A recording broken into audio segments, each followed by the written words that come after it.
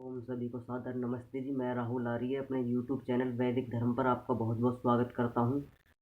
आज का जो विषय है हमारा विषय बहुत ही महत्वपूर्ण है। महत्वपूर्ण क्यों है कि इस विषय के ऊपर ही जिस विषय पर आज हम बात करेंगे, धर्म, वास्तविक धर्म है क्या, किसको हम धर्म कहते हैं, और धर्म को लेकर ही पूरे संसार में विवाद है। सब अपने अपने तरीके से अपना अपना धर्म सिद्ध करना चाहते हैं और अपने धर्म जो समाजों के द्वारा या मत पंथ संप्रदाय फिरका मजहब के द्वारा जो चलाए गए अपने अपने तौर तरीके से, तो उनको हर एक मनुष्य वर्ग पर लागू करना चाहता है हर व्यक्ति। तो आज हम वास्तविक धर्म को जानेंगे कि वास्तविक धर्म है क्या। तो इसी पर आज हम चर्चा करेंगे। मुख्य चर्चा आज हमारी इसी पर रहेगी। उससे पूर्व हम चर्चा कर चुके हैं वर्ण व्यवस्था पर। संपूर्ण वर्ण व्यवस्था हमने पढ़ी कि वर्ण व्यवस्था क्या है, कहाँ से लागू हुई, किसने लागू करी।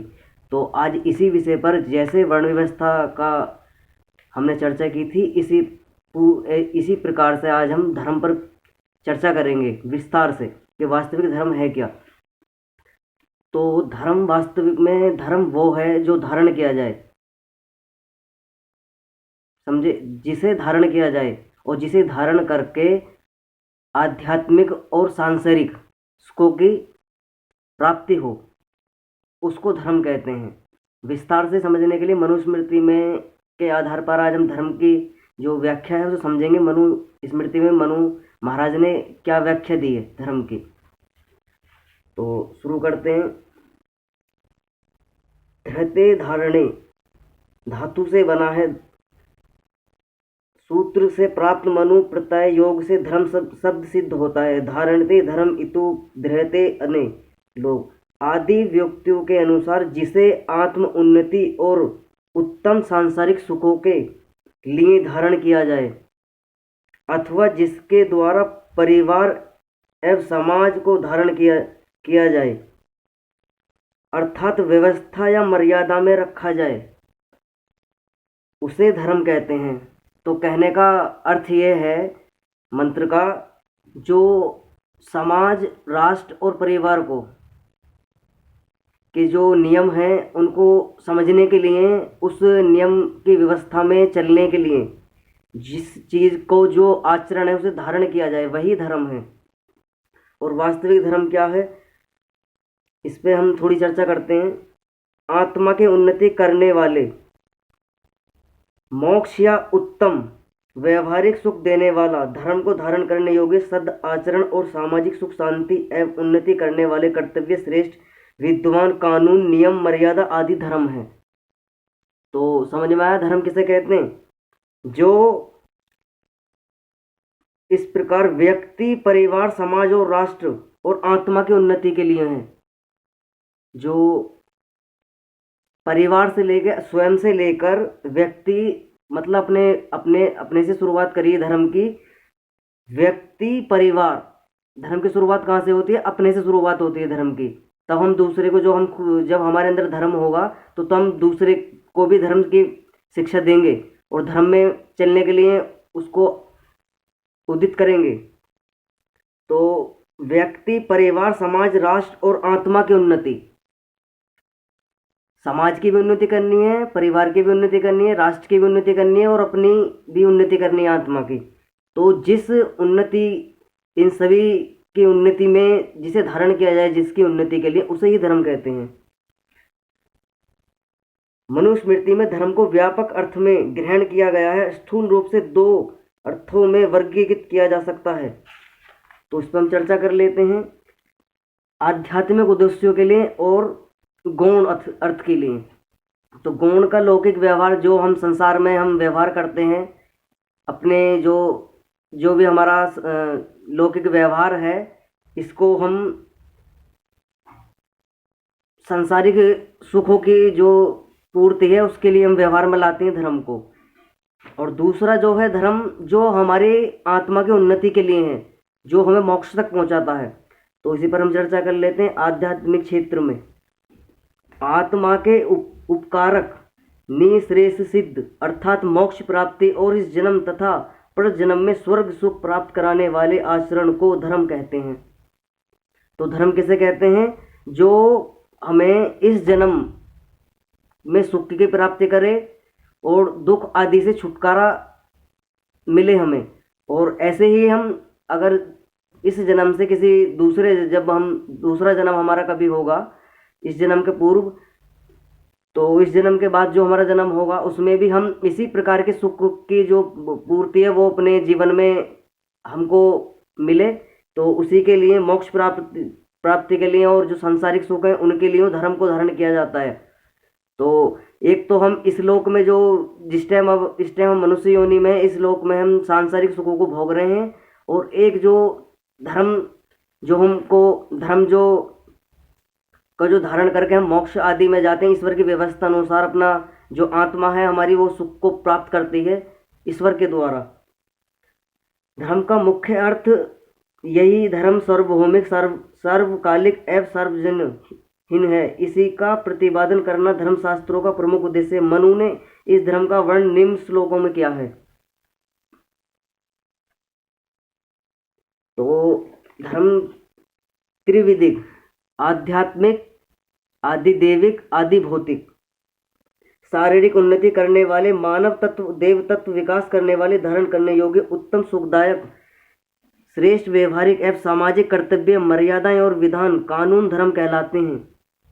यह व्यवहारिक क्षेत्र के होने के कारण कर्म है जिनमें देश काल परिस्थितियों में जो धर्म वो है जो देश काल परिस्थिति में भी ना बदला जा सके। जो ईश्वर का नियम है वो अटल है, सत्य है और वो कभी बदले नहीं जा सकते। और जो देश काल परिस्थिति के अनुसार बदला जाए वो धर्म नहीं है। तो आगे हम चर्चा करते हैं इसी पे। तो धर्म समझ में आया, धर्म किसे कहा जाता है? धर्म वह है जो धारण करने योग्य है, जो आत्मा की उन्नति और समाज की उन्नति और व्यक्ति की उन्नति के लिए धारण किया जाए, तो इसे धर्म कहते हैं। धर्म के मुख्य जो 4 लक्षण हैं, और धर्म किसी मनुष्य के द्वारा या किसी आदमी या व्यक्ति या ऋषियों के द्वारा बनाया हो गया नहीं है। धर्म वो है जो ईश्वर ने हमारे को सृष्टि निर्माण काल में हमें दिया, और धर्म कभी भी बदलता नहीं है और धर्म को कोई बदल नहीं सकता है, धर्म में कोई परिवर्तन नहीं कर सकता है। ये जितने भी मत पंथ संप्रदाय आप देखते हो, मुस्लिम, सिख, ईसाई, जैन, बौद्ध, हिंदू, यहूदी, ये सब धर्म नहीं है। ये सब मत पंथ, फिरका, मजहब और समाज हैं। तो इस पे हम विस्तार से चर्चा करेंगे कि धर्म वास्तविक है क्या। तो धर्म के मुख्य ईश्वर ने 4 लक्षण बताए हैं, और सबसे पहला जो धर्म का लक्षण है वो वेद है। वेदो खिलो धर्म मूलम, वेद ही धर्म के मूल आधार है। अगर किसी व्यक्ति को धर्म को समझना है तो उसको वेद ही प्रमाण है उसके लिए। वेद आदि प्रमाण शास्त्रों में उसने वेद आदि शास्त्रों को पढ़ना पड़ेगा उसे। और धर्म को यथापूर्वक जानने के लिए जो है ऋषियों के ग्रंथ हैं जो वेद आधारित हैं, उन ग्रंथों को पढ़ना पड़ेगा। तो तब धर्म को जाना जा सकता है।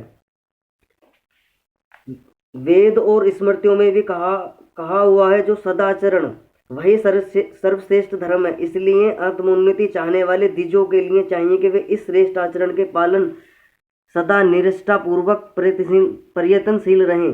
कहने, सुनाने, पढ़ने, पढ़ाने का फल यही है कि जो वेद और वेद अनुकूल स्मृतियों में प्रतिपादित धर्म का आचरण करना, इसलिए धर्माचरण में सदा युक्त रहें।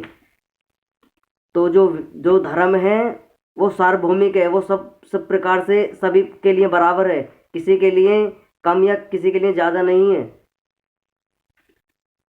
जो कोई द्विज सदाचार से रहित है वह वेदादि शास्त्रों के अध्ययन से प्राप्त पुण्य फल को प्राप्त नहीं कर पाता। तो मंत्र का कहने का अर्थ यही है, जो वेद आदि शास्त्रों के अवहेलना करता है, वेद आदि शास्त्रों पर विश्वास नहीं करता, वेद आदि शास्त्रों को नहीं पढ़ता, तो धर्म उसको समझ में नहीं आता है, उसको धर्म प्राप्त नहीं होता है।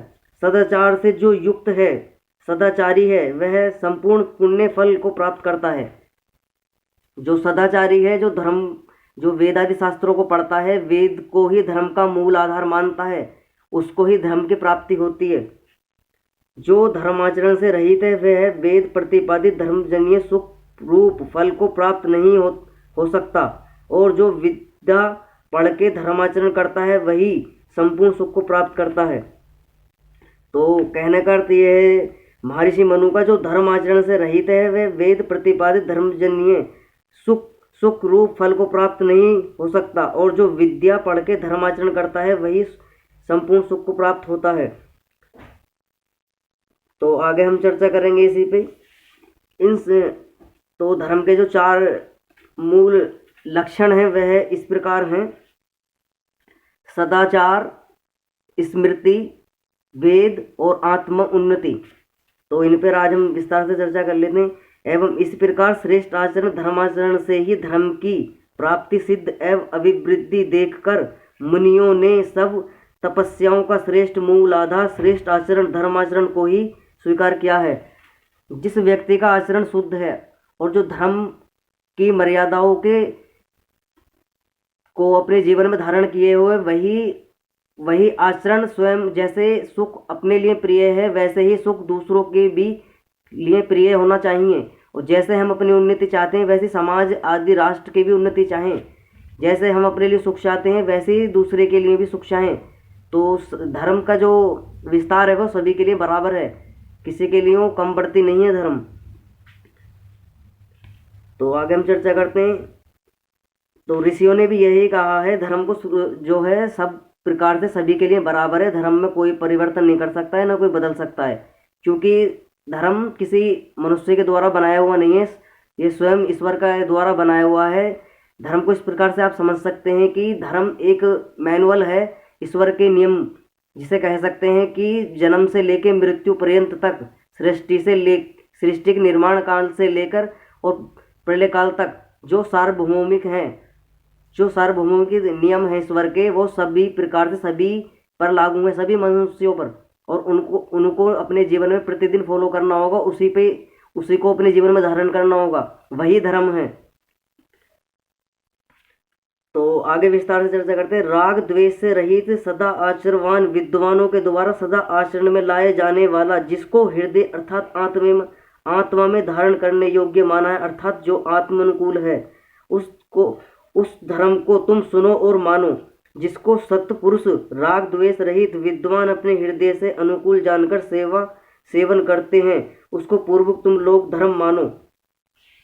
तो कहने का यही है कि जो ऋषि का अर्थ है कि जैसे श्रेष्ठ आचरण वाले साधु संत ऋषि हैं जो धर्म को अपने जीवन में फॉलो करते हैं, वैसे ही साधारण मनुष्य भी अपने जीवन में उन्हीं धर्मों को, वही धर्म के नियम को अपने जीवन में फॉलो करे।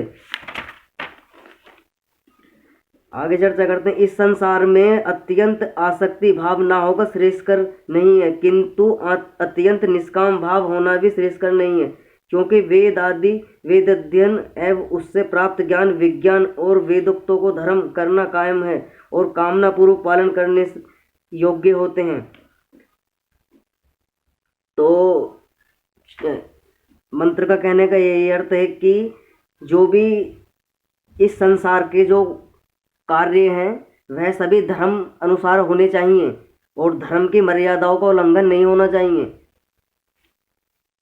आगे ऋषि ने अर्थ किया है वेद के धर्म के 4 लक्षण जो बताएं उस पर चर्चा हम कर लेते हैं। धर्म के 4 मूल स्रोत और साक्षात लक्षणों में सर्वप्रथम स्थान वेद का है। और अगर किसी व्यक्ति को धर्म की परिभाषा समझनी है, धर्म को समझना है, वास्तविक धर्म है क्या, तो उसके लिए मूल प्रमाण वेद हैं। वेद क्योंकि किसी मनुष्य के द्वारा लिखे हुए नहीं है, वेद स्वयं ईश्वर की वाणी है और वेदों में ना कोई मिलावट कर सकता है, ना कोई लिख सकता है, ना कुछ भी नहीं कर सकता है। वेद स्वयं ईश्वर के आज्ञानुसार हैं, वेद ईश्वर का ज्ञान है, तो वेदों में किसी प्रकार की कोई भी मनुष्य मिलावट नहीं कर सकता है। तो इसलिए वेद को परम प्रमाण माना है, प्रथम प्रमाण माना है वेद को धर्म का। तो इनको श्रुति भी कहा गया है, क्योंकि वेद जो है सर्वप्रथम जब ईश्वर ने हमें दिए ऋषियों को, वो श्रुति रूप में दिए थे आत्मा में। तो जब 4 ऋषि, जब सृष्टि का निर्माण हुआ, जब 4 ऋषियों को ईश्वर ने वेद दिए, अग्नि वायु आदित्य और अंगीरा, तो इनको श्रुति रूप में वेद दिए गए थे।